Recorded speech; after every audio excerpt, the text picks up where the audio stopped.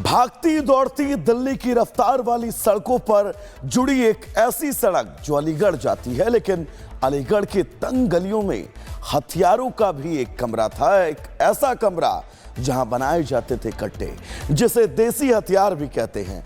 Link ऐसे जुड़े कि एक दो नहीं बल्कि पूरी फैक्ट्री का खुलासा हुआ। बैरल से लेकर लथ, मशीनें, सब कुछ मौजूद था और जितनी मांगो उतनी आपको सप्लाई हो जाती थी। पुलिस जांच में जुटी है और अब ग्राहकों तक भी पहुंचने की जद्दोजहद की जा रही है।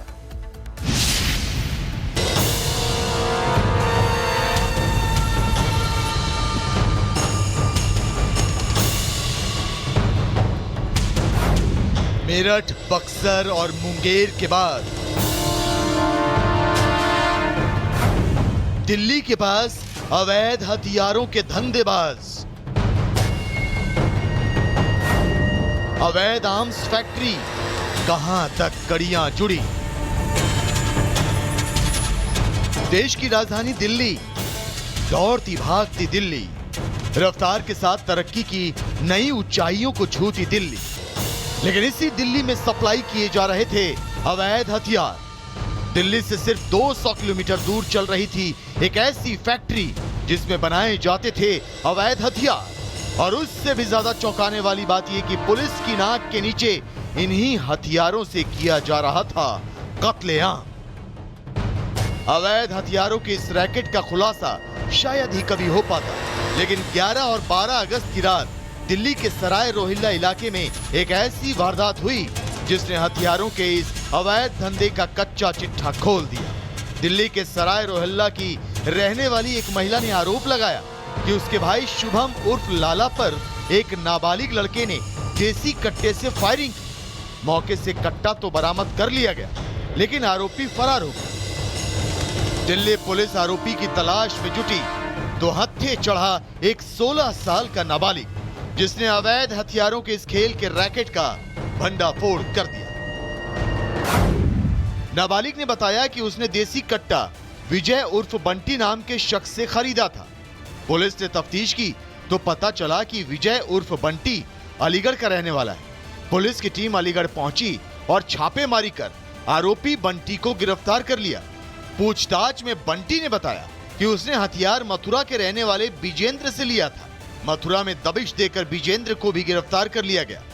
उसके मोबाइल में 70 से ज्यादा अवैध हथियार बनाने के वीडियो मिले।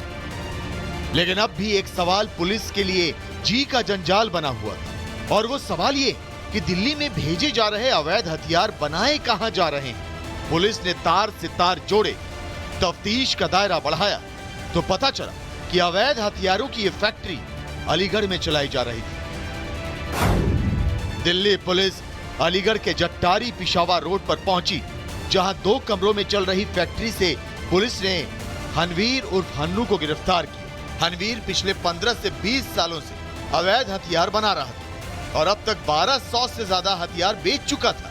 पुलिस ने मौके से 6 देसी पिस्टल और 12 अध बने कट्टे बरामद किए। इसके अलावा 6 जिंदा और 5 खाली कारतूस भी मिले, जबकि 250 से ज्यादा पिस्टल बनाने का कच्चा माल मिला। साथ ही 13 बैरल, 44 छोटे बैरल और 15 छोटे बड़े पाइप बरामद किए।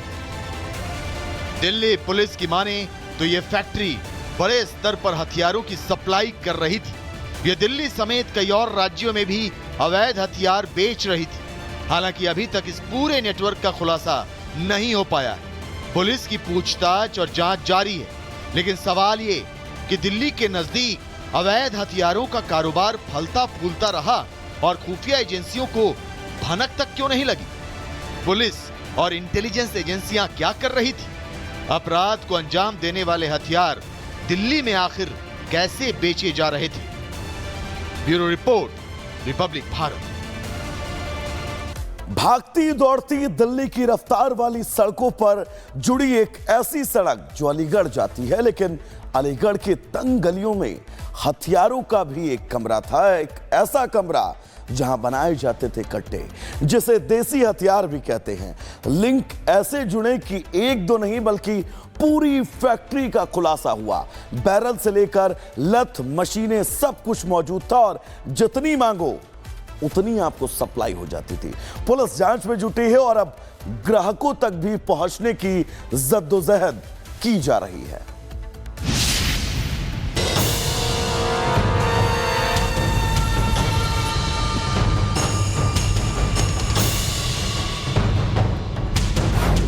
मेरठ, बक्सर और मुंगेर के बाद दिल्ली के पास अवैध हथियारों के धंधेबाज, अवैध आर्म्स फैक्ट्री, कहां तक कड़ियां जुड़ी। देश की राजधानी दिल्ली, दौड़ती भागती दिल्ली, रफ्तार के साथ तरक्की की नई ऊंचाइयों को छूती दिल्ली। लेकिन इसी दिल्ली में सप्लाई किए जा रहे थे अवैध हथियार। दिल्ली से सिर्फ 200 किलोमीटर दूर चल रही थी एक ऐसी फैक्ट्री जिसमें बनाए जाते थे अवैध हथियार। और उससे भी ज्यादा चौंकाने वाली बात यह कि पुलिस की नाक के नीचे इन्हीं हथियारों से किया जा रहा था कत्लेआम। अवैध हथियारों के इस रैकेट का खुलासा शायद ही कभी हो पाता, लेकिन 11 और 12 अगस्त की रात दिल्ली के सराय रोहिल्ला इलाके में एक ऐसी वारदात हुई जिसने हथियारों के इस अवैध धंधे का कच्चा चिट्ठा खोल दिया। दिल्ली के सराय रोहिल्ला की रहने वाली एक महिला ने आरोप लगाया कि उसके भाई शुभम उर्फ लाला पर एक नाबालिग लड़के ने देसी कट्टे से फायरिंग की। मौके से कट्टा तो बरामद कर लिया गया, लेकिन आरोपी फरार हो गया। दिल्ली पुलिस आरोपी की तलाश में जुटी तो हत्थे चढ़ा एक 16 साल का नाबालिग, जिसने अवैध हथियारों के इस खेल के रैकेट का भंडाफोड़ कर दिया। नाबालिग ने बताया कि उसने देसी कट्टा विजय उर्फ बंटी नाम के शख्स से खरीदा था। पुलिस ने तफ्तीश की तो पता चला कि विजय उर्फ बंटी अलीगढ़ का रहने वाला है। पुलिस की टीम अलीगढ़ पहुंची और छापेमारी कर आरोपी बंटी को गिरफ्तार कर लिया। पूछताछ में बंटी ने बताया कि उसने हथियार मथुरा के रहने वाले विजेंद्र से लिया था। मथुरा में दबिश देकर विजेंद्र को भी गिरफ्तार कर लिया गया। उसके मोबाइल में 70 से ज्यादा अवैध हथियार बनाने के वीडियो मिले। लेकिन अब भी एक सवाल पुलिस के लिए जी का जंजाल बना हुआ था, और वो सवाल ये कि दिल्ली में भेजे जा रहे अवैध हथियार बनाए कहां जा रहे हैं। पुलिस ने तार से तार जोड़े, तफ्तीश का दायरा बढ़ाया तो पता चला कि अवैध हथियारों की ये फैक्ट्री अलीगढ़ में चलाई जा रही थी। दिल्ली पुलिस अलीगढ़ के जट्टारी पिशावर रोड पर पहुंची, जहां 2 कमरों में चल रही फैक्ट्री से पुलिस ने हनवीर उर्फ हन्नू को गिरफ्तार किया। हनवीर पिछले 15 से 20 सालों से अवैध हथियार बना रहा था और अब तक 1200 से ज्यादा हथियार बेच चुका था। पुलिस ने मौके से 6 देसी पिस्टल और 12 अध बने कट्टे बरामद किए।